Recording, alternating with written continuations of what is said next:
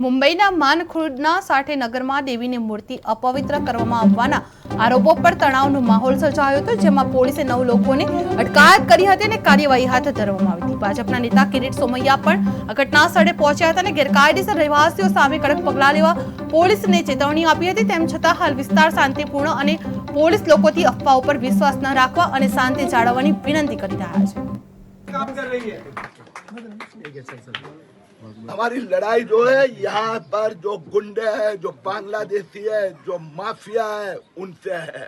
उन माफियाओं को मैं सीधा करना चाहता हूँ। वो बांग्लादेशी घुसखोर को जवाब देना चाहता हूँ। आज किरीट तुम्हें यहाँ बैठा है, मेरी माँ की मूर्ति पर जितने हाथ उठाए ना, हिम्मत है तो आ जाए आगे।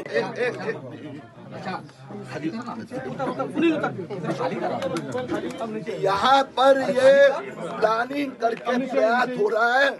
धीरे धीरे बांग्लादेशी बस्ती आगे बढ़ती जा रही है।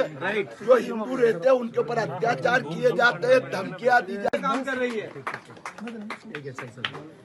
हमारी लड़ाई जो है यहाँ पर जो गुंडे हैं, जो बांग्लादेशी है, जो माफिया है, उनसे है। उन माफियाओं को मैं सीधा करना चाहता हूँ। वो बांग्लादेशी घुसखोर को जवाब देना चाहता हूँ।